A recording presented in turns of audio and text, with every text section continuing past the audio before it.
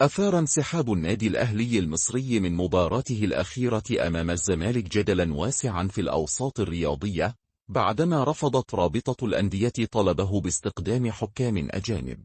وتباينت الآراء داخل إدارة الأهلي بشأن إمكانية الانسحاب من الدوري المصري، في ظل مخاوف من فرض عقوبات قاسية على النادي، إلى جانب القلق من تراجع المستوى البدني للاعبين، ما قد يؤثر على أدائهم في منافسات دوري أبطال إفريقيا وكأس العالم للأندية. في المقابل، يتمسك نادي الزمالك بتوقيع عقوبة على الأهلي، حيث يرى أن ذلك قد يمنحه فرصة للمنافسة على لقب الدوري أمام بيراميدوس، أو على الأقل ضمان المركز الثاني المؤهل لدوري أبطال إفريقيا.